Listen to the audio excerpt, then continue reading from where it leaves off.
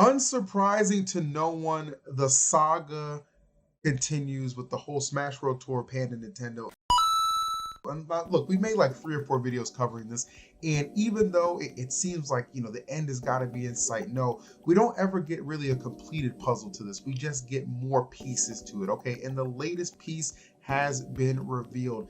Dr. Allen, the former CEO of Panda Global, has finally spoken up. Now look, this is 31 pages, 32-minute read. Okay, so I understand like immediately this can be a little off-putting, but when your character is damaged and like assassinated, you feel like you have to present a lot of irrefutable evidence to kind of get the people back on your side. This should be no surprise to anybody.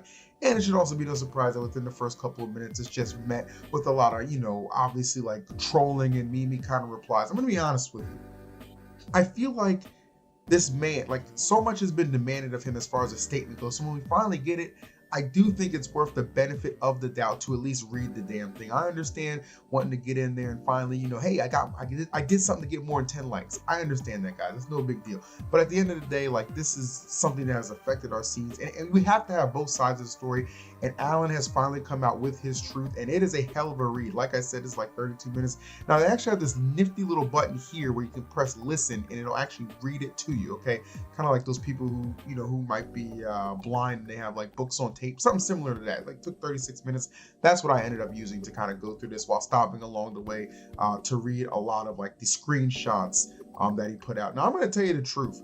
He dropped some bombs in this. Like he dropped some absolute bombshells in this that I'm sure a lot of people probably weren't expecting. And I'm going to kind of hit the bullet points in the conclusion because obviously I'm not going to sit here and make this an hour-long video. But let's go ahead and just skip to the end. What he said here, kind of like summarizing everything from like the multiple chapters that he's had in like his interactions with people.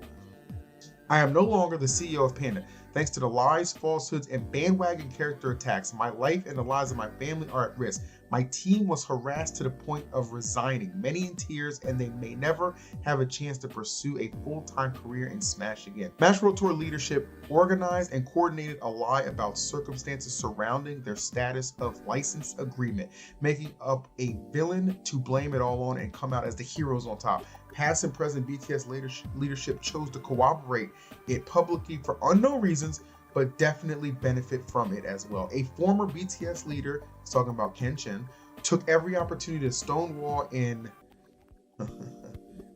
a word I don't know, any efforts to come to an agreement, going so far as to dare legal action, not by Panda or me, that would harm the community, on top of even threatening to revoke sponsorships from events that considered working with Panda Cup. In spite of this, I still tried to make every effort to work with BTS. The goal of the Panda Cup was always about growing the entire Smash community and was never about my personal aspirations. Our motto always shares revenue with everyone, even outside of Panda, including events, casters, players, production, staffing, and more. So those are the main 4 kind of takeaways from this statement. And like I said, he dropped some bombs in there. Like one of them actually, he claims that the hotel block for the Smash World Tour never even existed, if I'm reading that correctly. And there were a few tweets about that kind of going back and forth that are making their rounds. Somebody even made a tweet probably saying that the hotel lady on duty is probably getting swarmed with calls right now, which is very possible. I feel like internally, like Alan really could have done a better job at maybe keeping the team informed. It seems like because of like all the silence, that's what prompted so many people to just decide, hey, we're just leaving. As we mentioned in the previous video, people like IBW, Wadi, TK, Vicky, Coney making it very public that they would be leaving. I think as recently too, Punk as well announced that he would be departing Panda. But somebody actually did speak up and say they will be staying with Panda, and that is Mars, who has been silent. He hasn't tweeted, I don't think, since November 25th.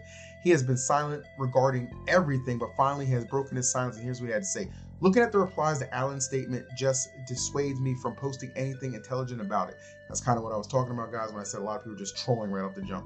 I have nothing to say to people like that. All that's worth mentioning is that I'm staying on Panda.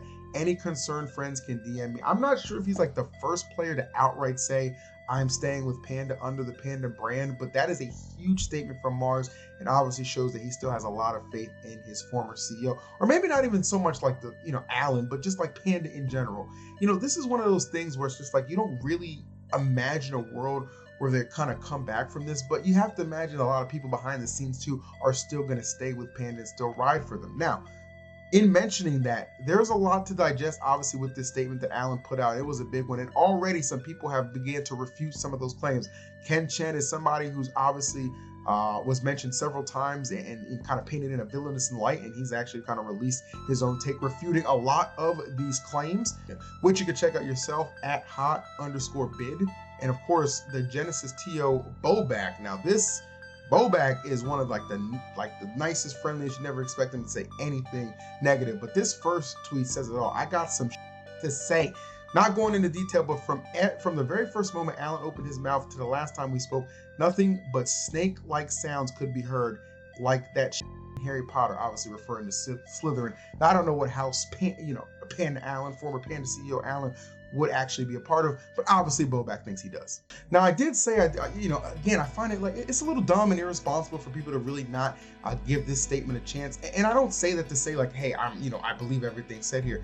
In this situation, like all I can recall is like my past encounters with Alan, and a lot of the things I read didn't necessarily match up with, with what I recall my interaction with him being. The same can be said about some of the claims he's making about like how Ken is extremely rude and kind of like, was extremely aggressive and abrasive towards him. I've done several BTS events with Ken. I never had any kind of experience like that. But again, I'm speaking from like a caster type of perspective, right? I don't know what goes on in those business type meetings. I can't speak to that. It's hard to be neutral in some of these situations because again, I have friends on both sides. I have friends who, are with or are former Panda employees. I have friends obviously on the VG side of things. Like, I've known those guys forever. I mentioned that in past videos.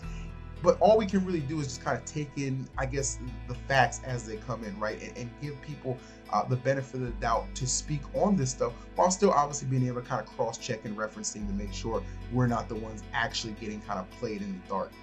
I will say another big thing that you always have to kind of keep in mind in situations like this is who are the real victims. Obviously, it is never okay, and this is outlined in his message here, his lengthy message, that the harassment and the doxing of him and his friends and family.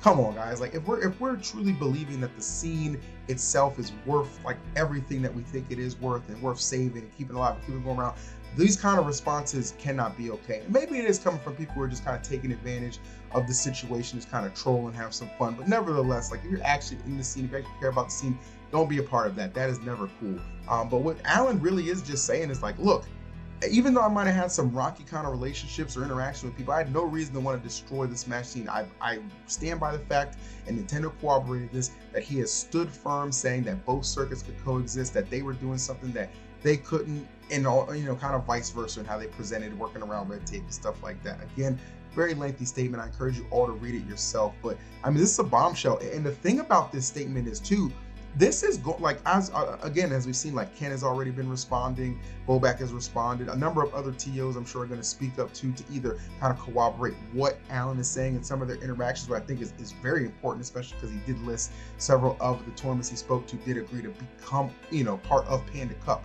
How did those interactions go? What was the meat of those conversations? We need to know that, including obviously the ones who declined. But from what Alan posted, it seemed to be like some pretty civil conversations. He did admit to raising his voice one time against Ken, but like everything we've seen, we're only seeing it from one person's perspective, right? So obviously people are going to come out, like a couple of those people have already shown on Twitter, and give their takes on everything that's going on.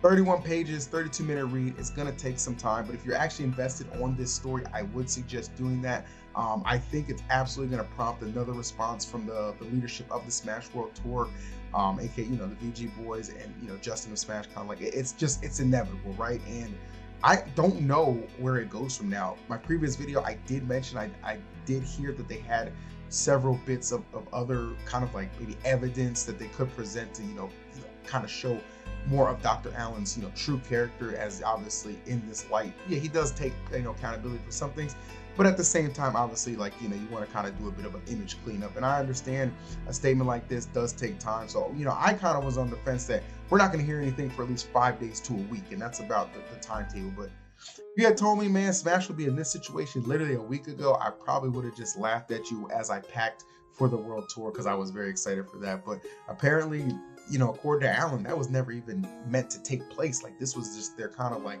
nuclear option. And if that's really the case, then Smash World Tour, of course, is going to have to give some some they're gonna have to refute these claims, right? Like I think everybody understands that, because even though there's been a lot of meme and joking responses to this, it's starting to kind of level out where people are reading it and taking it a bit more serious. Like, oh, okay, well, he's presenting some things that maybe we do need to be informed of and made privy of. And listen, I'm just saying that the optics are just all over the place. This is just really messy, and I feel so bad for everybody affected.